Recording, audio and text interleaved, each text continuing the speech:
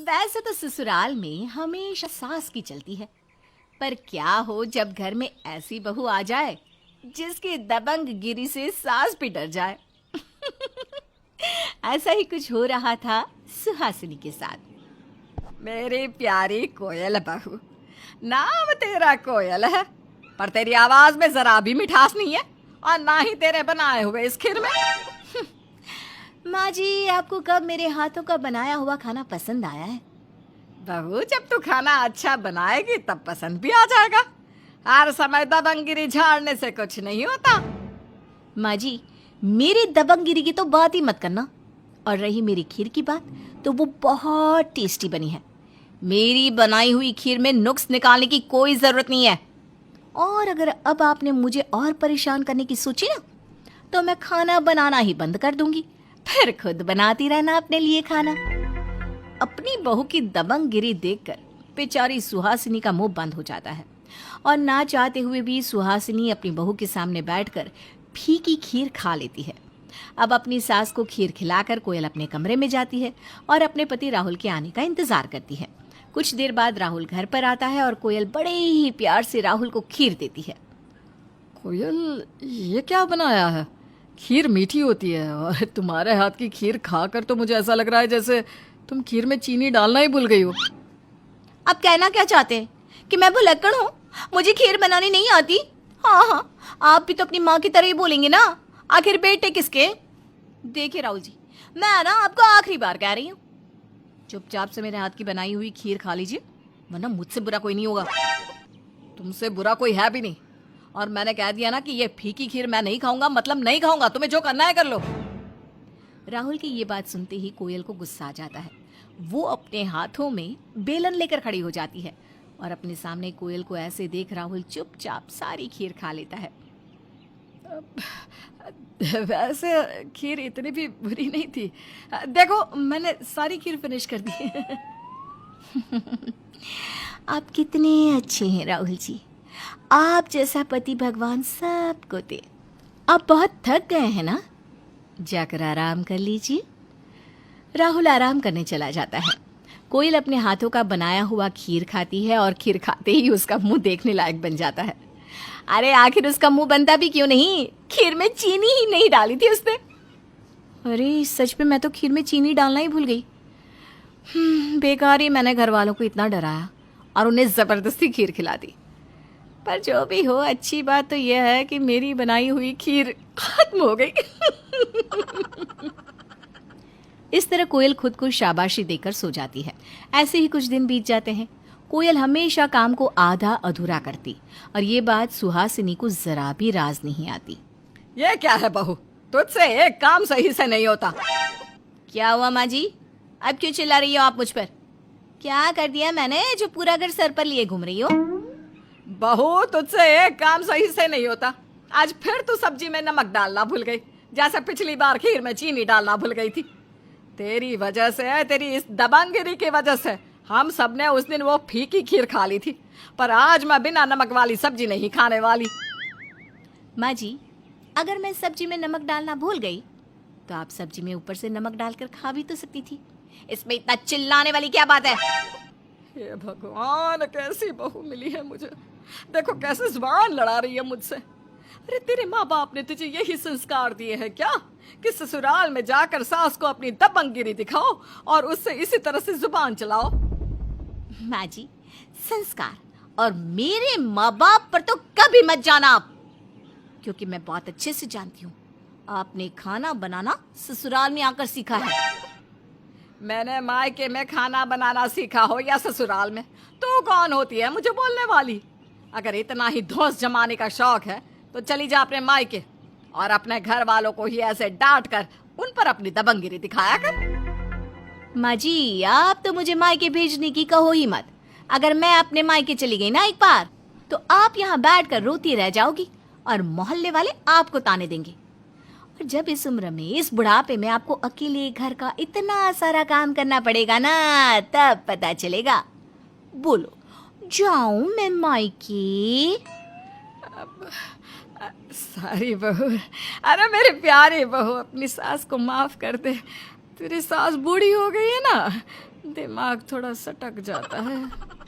सुहासिनी को माफी मांगता देख कोयल को बहुत अच्छा लगता है और वो मुस्कुराती हुई वहां से चली जाती है। तो वहीं दूसरी ओर कोयल के जाते ही सुहासिनी की जान में जान आती है। हे भगवान, बचा लिया तूने इस चुड़ैल बहू से। अगर आज इसका दिमाग खसक जाता तो ये सच में अपने मायके चली जाती और मायके से 6 महीने बाद आती। 6 महीने तक मुझे अकेले घर का काम करना पड़ता। अरे जैसी भी है, कम से कम घर का काम तो कर ही लेती है, भले ही आधा अधूरा सही। सास बहू में आए दिन इसी तरह की किटपिट होती रहती, पर सुहासिनी अपनी बहू से बहुत ज्यादा प्यार करती थी। अब ऐसे ही कुछ दिन बीत जाते हैं और एक दिन सुहासिनी की पड़ोसन सुहासिनी के घर कोयल की शिकायत लेकर आती है। सुहासिनी बहन, अपनी बहू से इतना दब कर रहना अच्छी बात नहीं, और अपनी बहू को समझा दो कि अपनी दबंगिरी अपने घर में ही दिखाए, हम पड़ोसियों को दिखाने की जरूरत नहीं है। ऐसा क्या कर दिया मेरी बहू ने जो तुम मुझे इतना सुना रही हो? मेरा बेटा कल बाइक से घर आ रहा था और तुम्हारी बहू बाजार जा रही थी। मेरे बेटे का ध्यान नहीं गया और कीचड़ में उसकी बाइक चली गई। कीचड़ के कुछ छींटे तुम्हारी बहू के ऊपर चले गए। फिर क्या था, तुम्हारी बहू ने मेरे बेटे को रोक कर उसे एक तमाचा मार दिया। ये तो बिल्कुल सही किया मेरी बहू ने। क्या सही किया? अरे मैं पूछती हूँ, अगर कल को तुम्हारे बेटे के साथ ये हुआ होता तो तुम क्या करती? इस बात को लेकर सुहासिनी की पड़ोसन जोर जोर से चिल्लाने लगती है। पड़ोसन की आवाज सुनकर कोयल बाहर आती है और कोयल के आते ही पड़ोसन का मुंह बंद हो जाता है। क्या हुआ आंटी जी, आपकी बोलती बंद हो गई? अब बोलिए ना, क्या बोल रही थी आप? अब कुछ भी तो नहीं बहू, मैं तो बस यहाँ सुहासिनी बहन से इतना कहने आई थी कि गलती हर किसी से हो जाती है, प्यार से बात करके समस्या का हल किया जा सकता है ना? तुम्हें मेरे बेटे को थप्पड़ नहीं मारना चाहिए था। वो तो शुक्र बनाओ आंटी जी कि कल मेरा मूड बहुत अच्छा था, इसलिए मैंने आपके बेटे को सिर्फ एक थप्पड़ लगाया। अगर कल मेरा मूड गर्म होता ना तो मैं आपके बेटे को उसी कीचड़ में डुबा डुबा कर मारती। ये सब देखकर सुहासिनी हंसने लगती है और अपनी बेइज्जती होते देख पड़ोसन वहां से चली जाती है। अब ऐसे ही कुछ दिन बीत जाते हैं और आए दिन पड़ोस की कोई ना कोई औरत कोयल की शिकायत लेकर सुहासिनी के पास आती। ये देखकर सुहासिनी एक दिन राहुल से कहती है, राहुल बेटा, बहू की दबंगगिरी बढ़ती ही जा रही है। पहले तो सिर्फ घर में ही दिखती थी, पर अब पूरे मोहल्ले में भी हो रही है। अब बहू हर किसी के लफड़ों में घुसने की कोशिश करती है। तू समझा ना बहू को कि वो अपनी दबंगगिरी छोड़ दे, कहीं ऐसा ना हो कि उसकी दबंगगिरी कभी हम पर ही भारी पड़ जाए। माँ, मैं सिर्फ कोयल को समझा सकता हूँ, उसे मजबूर नहीं कर सकता। अब जानती हो ना उसका नेचर।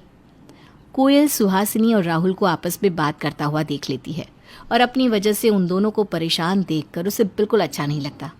अब कोयल गुस्से में राहुल और सुहासिनी के सामने जाती है। अपने सामने कोयल को देखकर सुहासिनी और राहुल चुप हो जाते हैं। माँ जी, आप राहुल जी से मेरे बारे में क्या बात कर रही थी? नहीं तो बहू, कुछ भी तो नहीं। माँ जी डरिए मत, अब से मैं मोहल्ले में अपनी दबंगगिरी नहीं दिखाऊंगी। पर हाँ, अगर मोहल्ले की किसी भी औरत ने आप दोनों के लिए कुछ भी बोला ना तो मैं उन्हें छोड़ने वाली नहीं हूँ। ठीक है बहू, और वैसे भी मुझे तो अपनी बहू की दबंगगिरी ना बहुत पसंद है, इसलिए तू अपनी दबंगगिरी हम लोगों पर झाड़ती रह। इस तरह से कोयल और सुहासिनी एक दूसरे के गले लगती है, जिसके बाद कोयल पड़ोसियों से लड़ना छोड़ देती है और अपने घर में ही अपनी दबंगगिरी दिखाती है।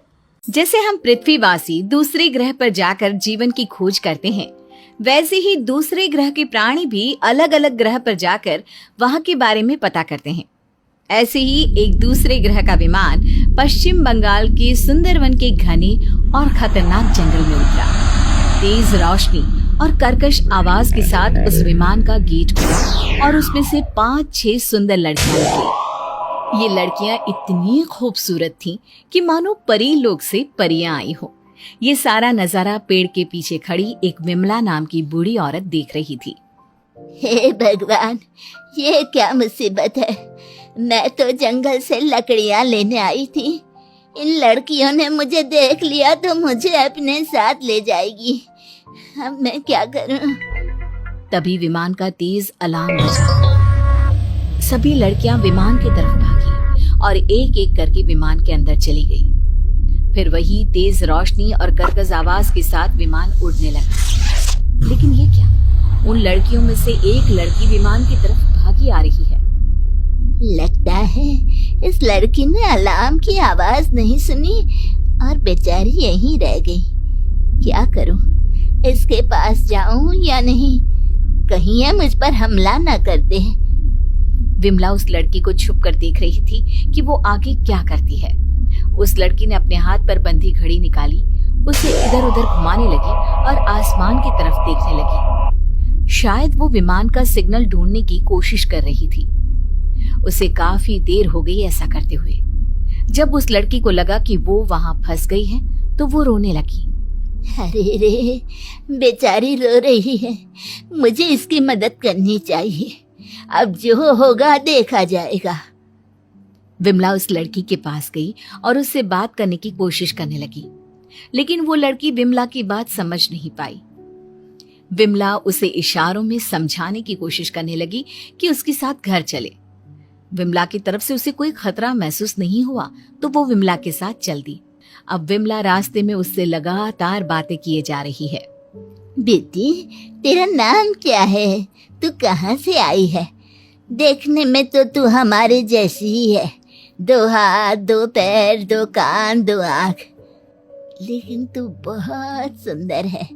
मेरा एक बेटा है मोहित। उसके लिए मुझे तेरे जैसी सुंदर बहू की ही तलाश है। ले देख, बातों बातों में मेरा घर भी आ गया। अंदर चल बेटा। जब तक तेरे लोग तुझे लेने नहीं आते तो आराम से यहाँ रह सकती है। मेरा घर शहरी इलाके से थोड़ा दूर है, इसलिए यहाँ कम ही लोग आते हैं। तुझे यहाँ कोई परेशानी नहीं होगी। विमला उस लड़की से बातें करने में व्यस्त और वो लड़की घर को बहुत ध्यान से देखे जा रही थी। मोहित ने अपनी माँ के साथ इतनी सुंदर लड़की को देखा तो देखता ही रह गया। उसने इतनी सुंदर लड़की पहले कभी नहीं देखी थी। वो तो पहली नजर में ही उसे दिल दे बैठा।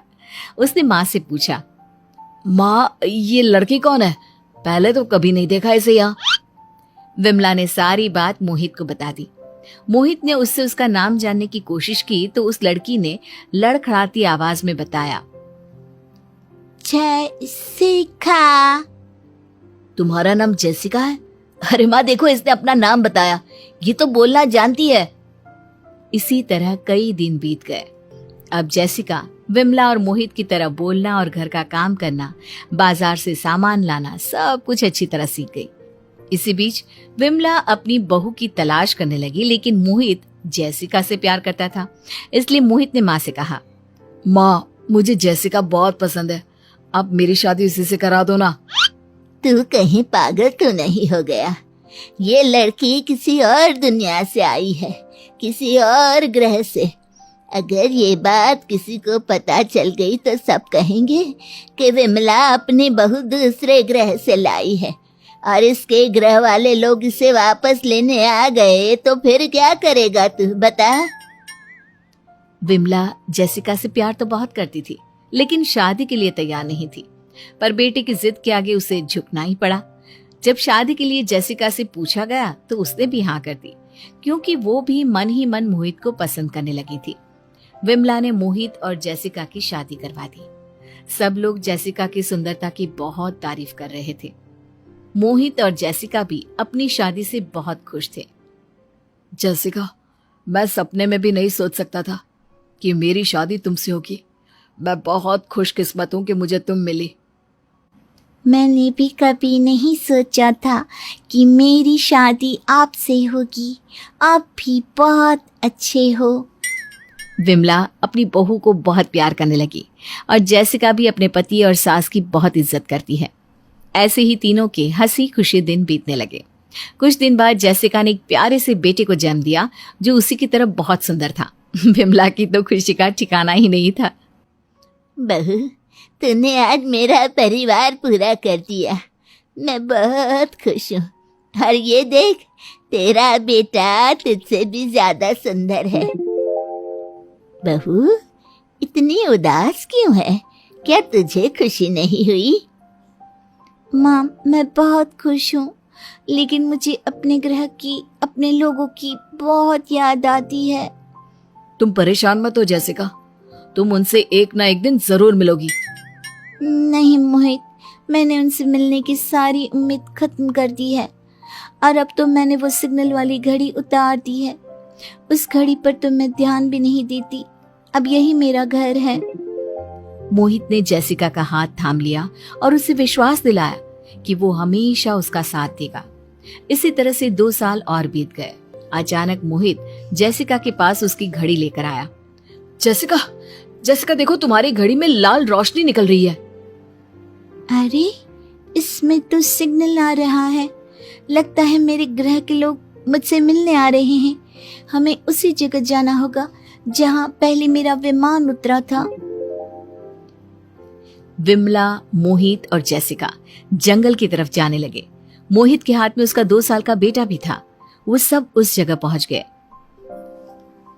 जैसिका ने उस घड़ी को थोड़ा इधर उधर घुमाया और आसमान की तरफ देखा तो विमान उन्हीं की तरफ उतरने लगा। उस विमान के अंदर से कुछ लड़कियां उतर कर आई। उन सब ने जैसिका को गले लगा लिया। कुछ देर उन लड़कियों से बातें करने के बाद वो दोबारा अपने पति और सास के पास आई। माँ, मोहित, मुझे अपने ग्रह पर वापस जाना होगा। जैसिका, ये तुम क्या कह रही हो? मैं तुमसे बहुत प्यार करता हूँ, मैं तुम्हें नहीं जाने दूंगा। हाँ बेटी, हम सब कैसे रहेंगे तुम्हारे बिना? और अपने बेटे के बारे में भी तो सोचो। हम तो फिर भी रह लेंगे, लेकिन ये कैसे रह पाएगा? इसके सर से अपनी ममता का आंचल मत हटाओ बहू। जिसके सर पर आपका हाथ हो, उसके सर से ममता का आंचल कभी नहीं हट सकता। माँ, मैं तो दूसरे ग्रह से आई थी, फिर भी आपने मुझे इतना प्यार किया, अपने घर की बहू बनाया। आप मेरे बेटी का भी ख्याल रखना माँ। जैसिका अपने बच्चे को गोद में उठाकर मोहित से कहती है। मोहित, हर ग्रह के अपने कुछ नियम होते हैं और कोई भी प्राणी उन नियमों का उल्लंघन नहीं कर सकता। मेरी मजबूरी समझने की कोशिश करो। मुझे जाना होगा। तुमने एक बार मेरा हाथ पकड़कर कहा था कि तुम हमेशा मेरा साथ दोगे। मेरे इस फैसले में भी मेरा साथ दो। ठीक है जैसिका, मैं तुम्हें नहीं रोकूंगा, लेकिन तुम्हें मुझसे वादा करना होगा कि तुम वापस जरूर आओगी।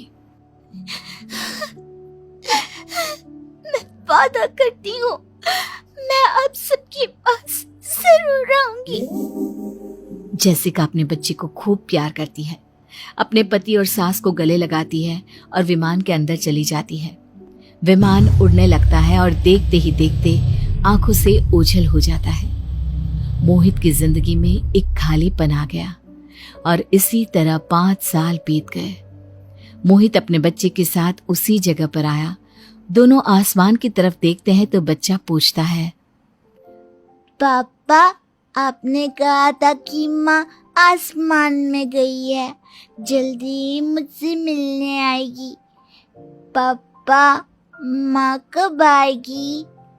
बेटा, तुम्हारी माँ एक ना एक दिन जरूर आएगी। उसने मुझसे वादा किया है, वो अपना वादा कभी नहीं तोड़ेगी, वो जरूर आएगी। मैं तुमसे बहुत प्यार करता हूँ जैसिका, मैं तुम्हारा इंतजार करूंगा।